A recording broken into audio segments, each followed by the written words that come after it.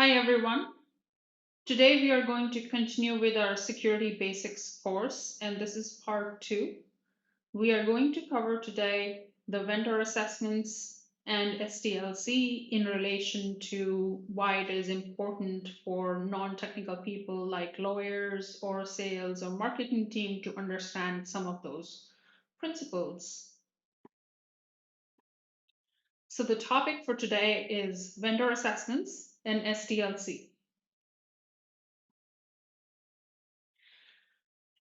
Vendor assessments. So, as a company, as an organization, you are procuring different services, softwares from different vendors, different supply chain providers, cloud services providers for the function of your team, of your department, of your organization.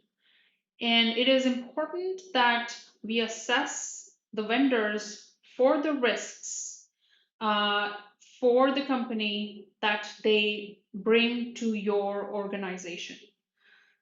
So by that, what I mean is that your company has a certain level of risk appetite that you can handle or your company can handle.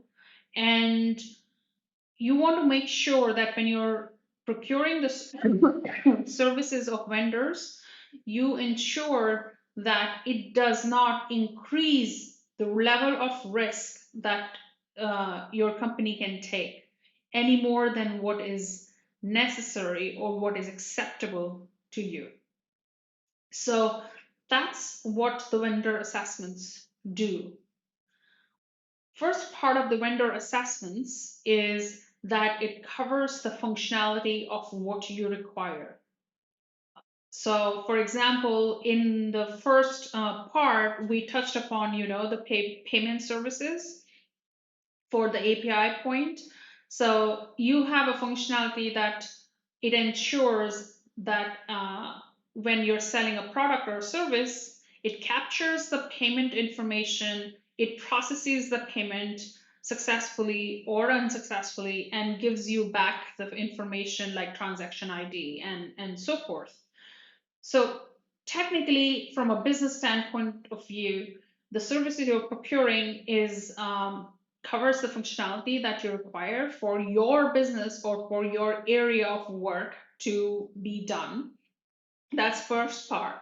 Then the second part is it covers and captures the security requirements that your organization may have.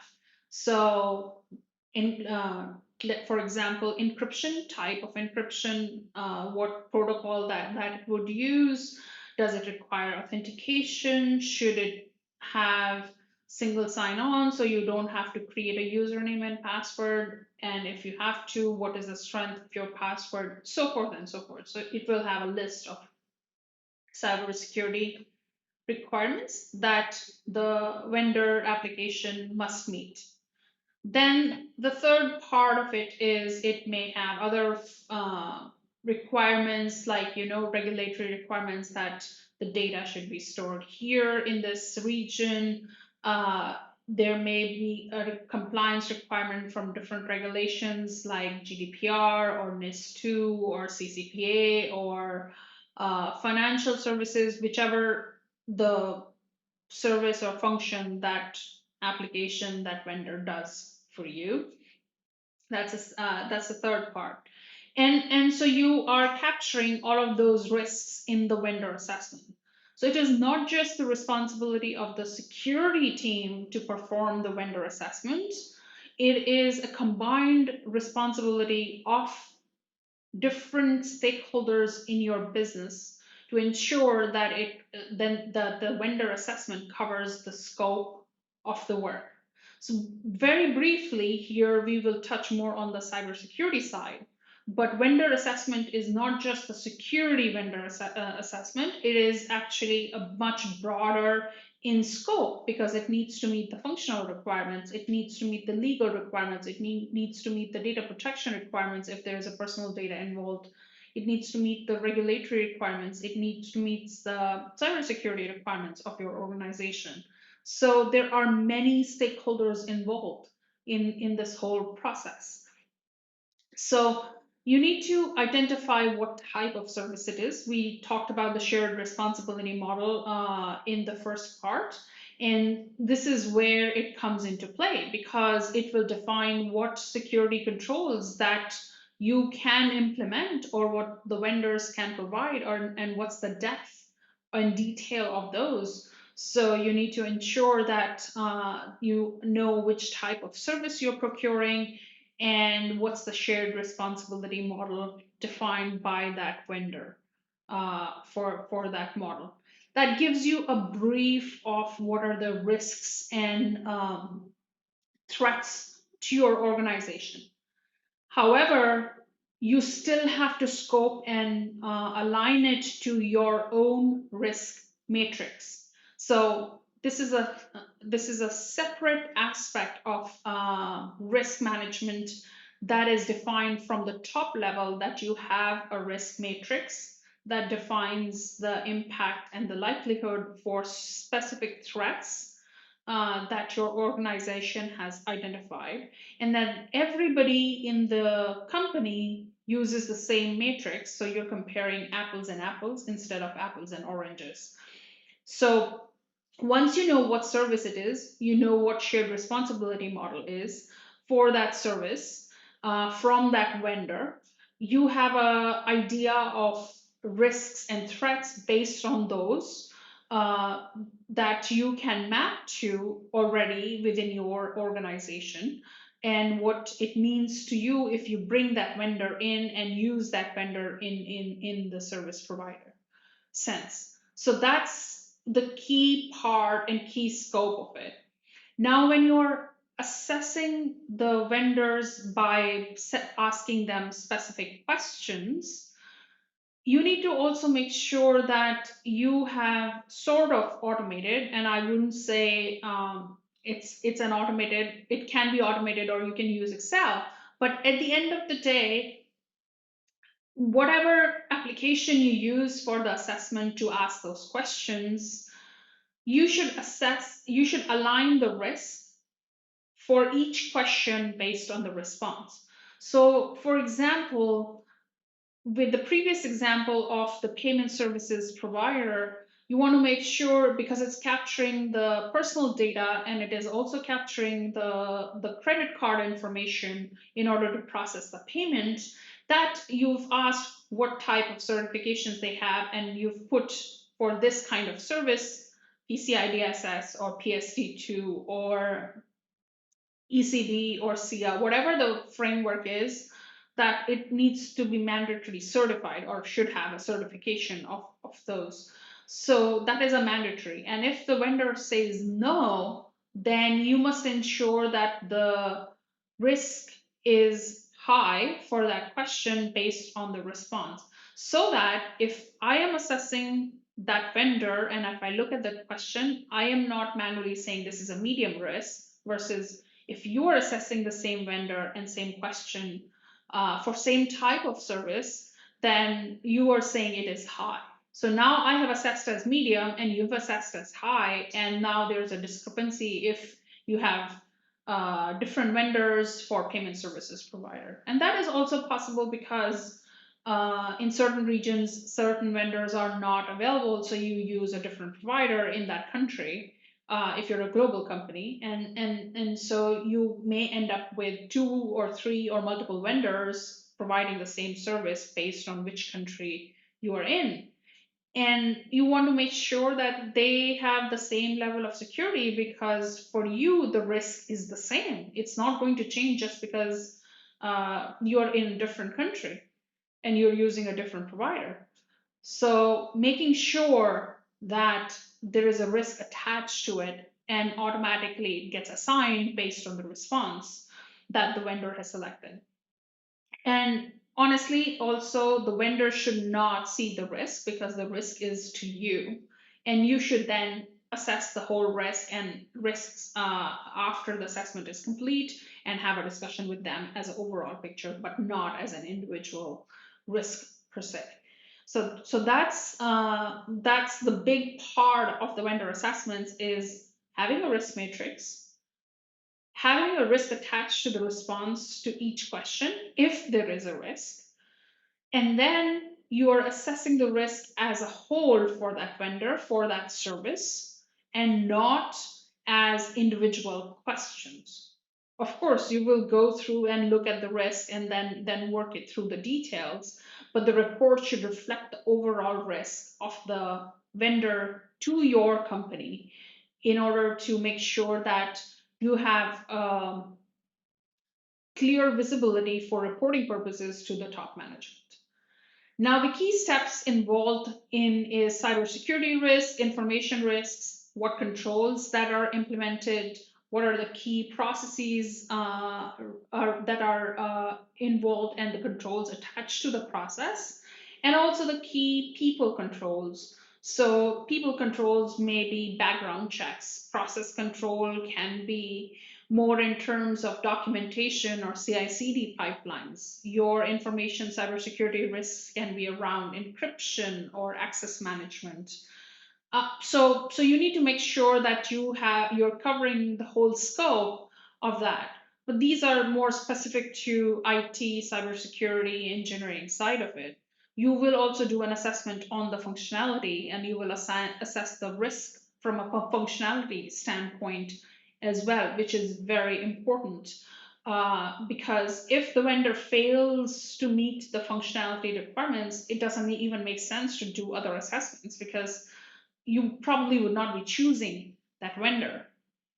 Now, once you have done the functionality assessment, you can also include, then you will have the security assessments like the one that we're just talking about, but you will also include other legal regulatory aspects to those questions, so that you're covering the whole scope of the vendor in one go instead of having 5 different assessments to be completed, because vendors do also get irritated and frustrated when a company keeps sending them assessments and the decision is not made.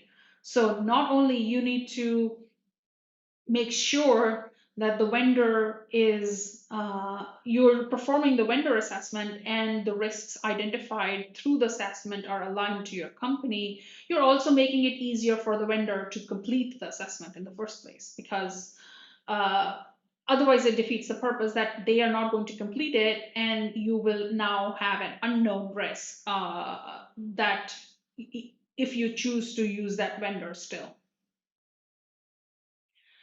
So, from a perspective of risk, in addition to the risks, you are including information security risk. We touched upon that.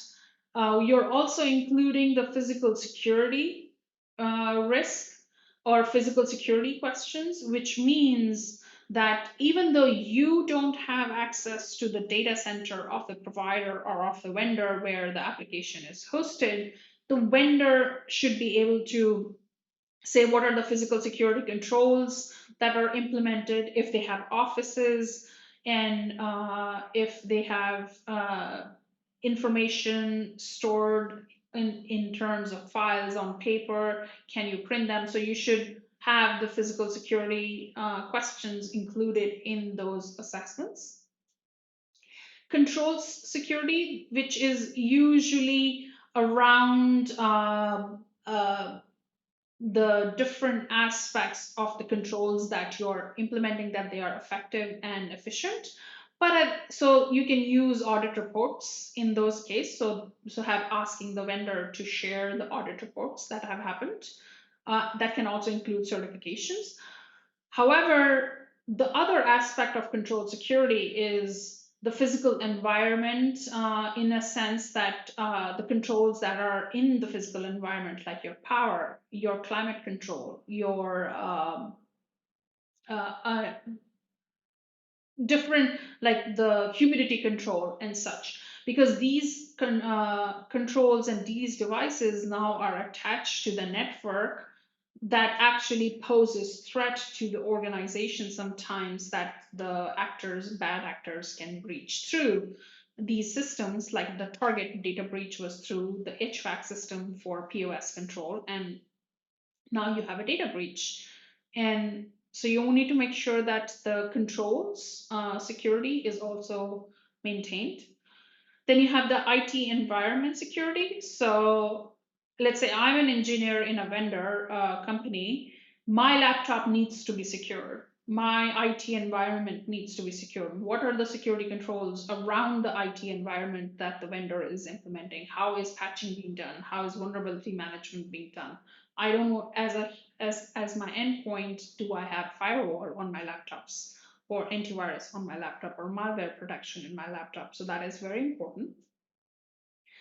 Data privacy. This is when your vendor is developing an application, which means, do they enforce data privacy in a sense that the information cannot be downloaded into development environments from production environments? Customer data is secured, who has access to it, how it is being used. So you can go into those questions of data privacy, data protection. And then you have the compliance management, that they meet the regulatory standards that they are required to meet.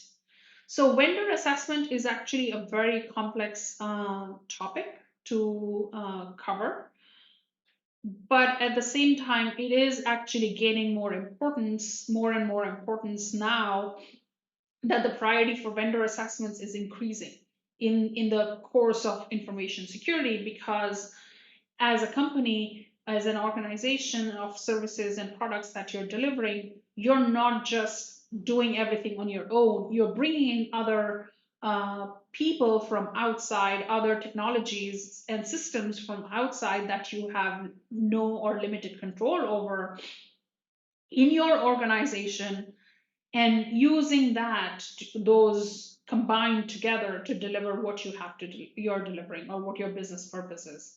So security and compliance and data protection around vendor risk management has become more and more and more critical as we use more and more vendor technologies in our environments. And honestly speaking, this is not only true for businesses, but as individuals, we are also responsible for our own personal security and safety. And that also applies to us, because we are then becoming the conduit to the business that we work for, from a security standpoint. So what we use in our environments personally also impacts what can happen professionally in our business, or for the company we work for. Finally, one of the biggest aspects of vendor assessments that most companies miss is they would do the vendor assessments first time when they're procuring the vendor, but then they fail to do reassessments on the vendors on a periodic basis. And you have to define what that periodic basis looks like based on your company's strategy, risk appetite, security risk appetite, and what your compliance needs, to ensure that you are monitoring the risk from that vendor. So let's say I am procuring that payment services provider to perform the payments on my website, and the risk the first time I procured them was low. Great, everything works. Now, as the technologies change, new features get added, new things get added, and uh, unfortunately, that vendor has introduced a vulnerability into their system, which now impacts me or my website. How do I address that? How do I cope with that vendor risk if I'm not performing the vendor assessment regularly? This can happen 6 months after you've procured it. This can happen immediately after you procured it. This can happen 2 years after you've procured it. It doesn't matter. You still have to make sure that you're performing the vendor assessments regularly at a certain cadence that is acceptable to you and the vendor both, so that you capture the risk to your organization on an ongoing basis. That is also very, very, very important. The, the, the next point that I would want to highlight from a vendor assessment standpoint is that certification is not compliance. Compliance is not security. Be very, very clear about that, because I can, the vendor can get a certification with a, by defining a baseline that this is what they're going to meet. And they are providing all the documentation that is necessary for getting the certification. But is that actually happening? How are you verifying that? So having a certification is great for your organization to see the vendor has a certification. Great that it meets the minimum bar. But does the risk or the controls that they have defined meet your standards? That is not going to be clear in the certification until you do the assessment, which is why vendor assessment is important beyond the certifications an organization have. Does that help? Great. So let's continue on the next topic. But if you have any other questions on the vendor assessment, please do not hesitate to contact me. Okay. When procuring vendor services, what are the common ways to integrate with the vendor or to your system of service? So we took an example of the payments provider, and it was using an API to connect to the vendor, which is the most common way.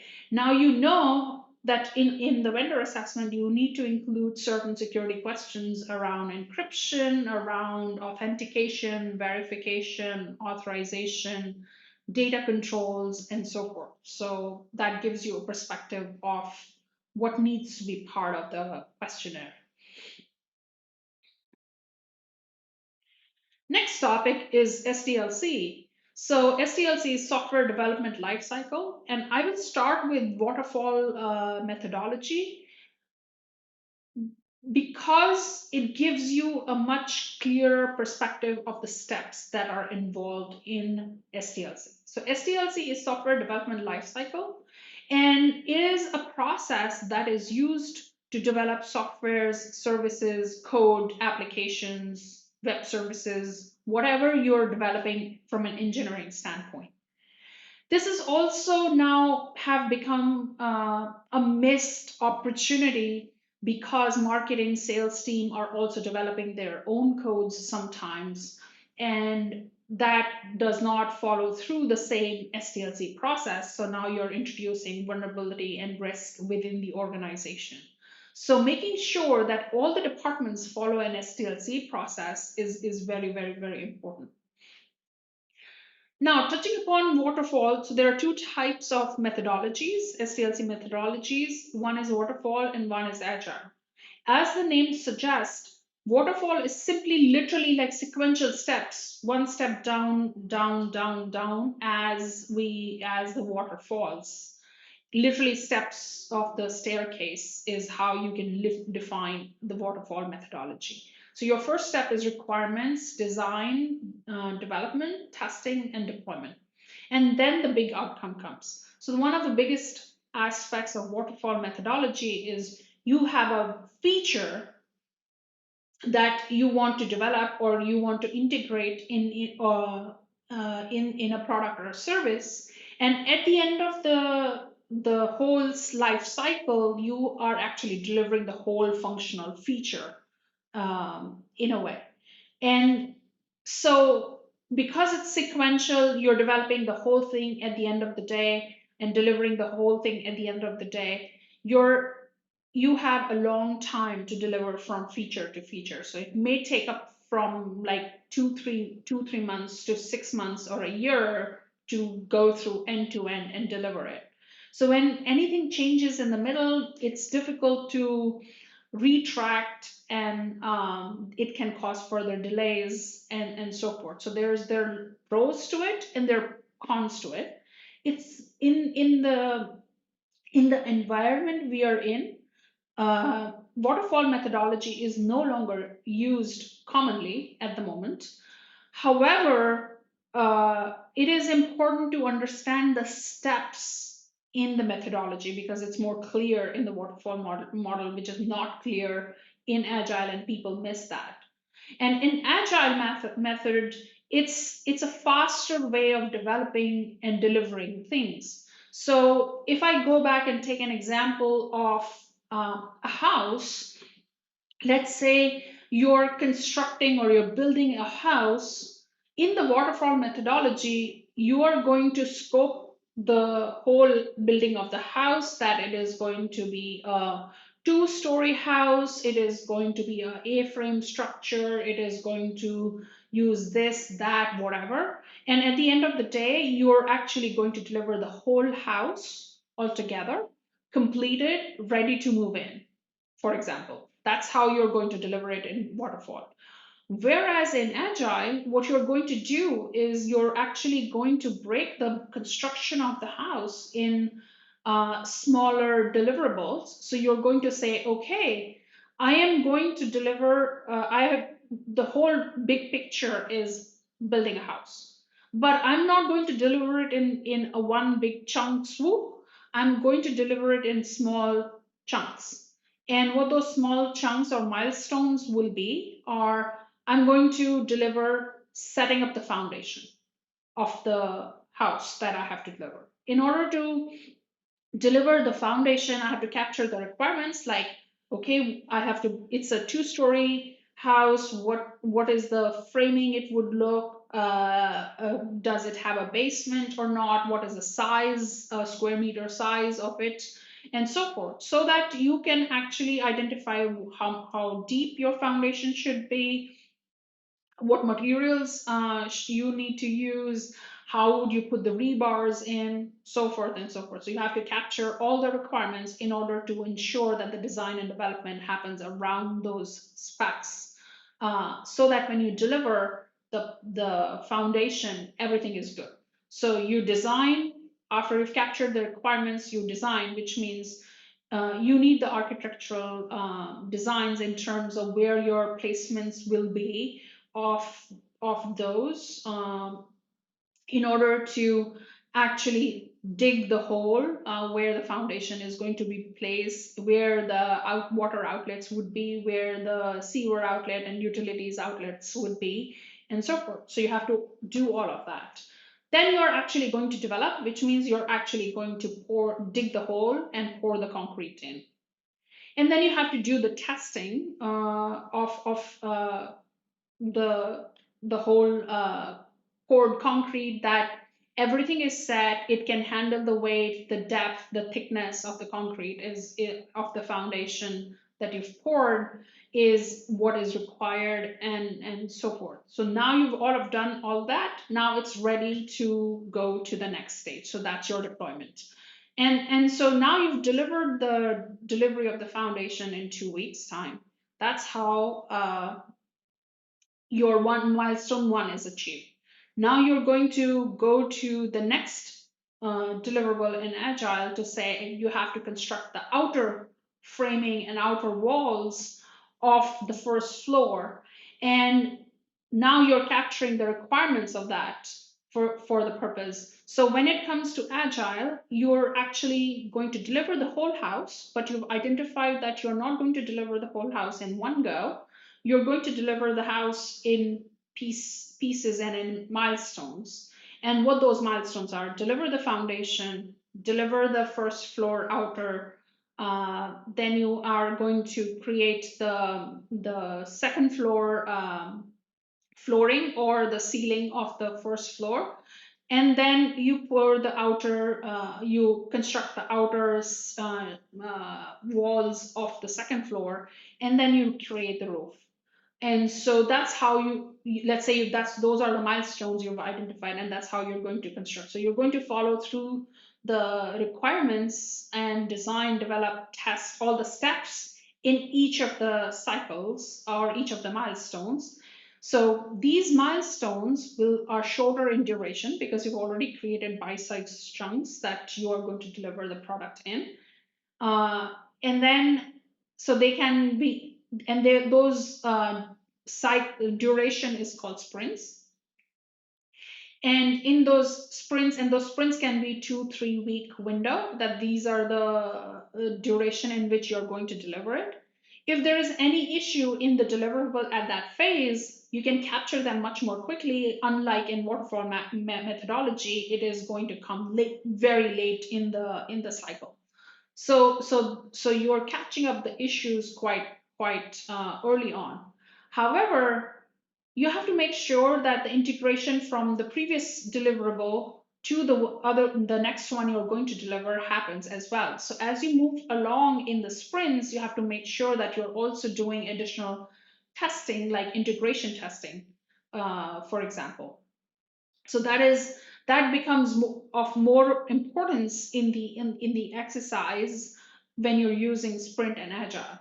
So one of the biggest challenges in agile methodology is most program managers, most engineers, they would say we are agile, but they forget the very basic principle that agile does not mean that you're going to miss these steps that are required in that 2 or 3 week sprint. You still have to capture the requirements, you still have to design and develop, still have to do the QA and testing, and you have to deploy and ensure that what you're deploying is integrated properly with the previous deployment. And then you're actually doing integration testing to ensure that there are no new vulnerabilities that are introduced because of the integration. So not only you're doing the unit testing on the current deployment, you're also doing the integration testing as well. Further in agile, this is more detail in one sprint. So when you're capturing the requirements, those requirements go in a backlog, or the whole product, the building of the house is a whole product backlog. You break those requirements in sprint backlog, like the foundation is your delivering foundation is your sprint. And so what are those requirements and tasks that you would perform goes into the backlog. So that's your sprint iteration. So in 2-3 weeks, you're going to actually deliver that the foundation has been poured and it is ready to go to the next step. So each day you will have a 5, 10, 15-minute scrum or a daily sprint with the scrum master to ensure that the deliverables for that day are set. It still meets the sprint timeline, and are there any backlogs or issues that need to be addressed? Otherwise, there will be delays. So, what needs to be done for that decision making? So, it is a part of continuous product development and life cycle. Further to agile is the newer terms that are being used as DevOps and DevSecOps. So, DevOps and DevSecOps is continuous, follows into development and operations as a continuous development and continuous integration and deployment. So CI/CD is what it follows, that you're continuously delivering and integrating into the existing system. And that's why it is sort of forms an infinity loop, but you can also unchain it and go back into the agile loop that I have defined, that it's just continuously integrating or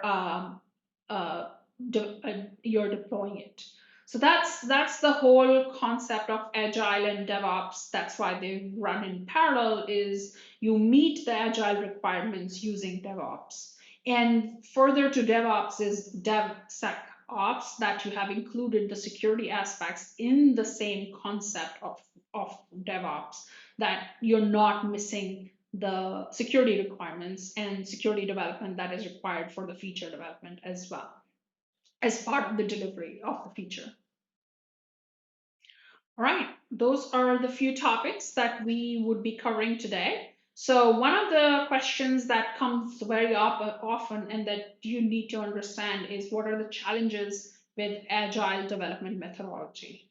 And as I shared, one of the biggest challenges with agile methodology is just because it delivers faster and the duration of the delivery is smaller does not mean that you skip the requirement step. You still have to capture the requirements.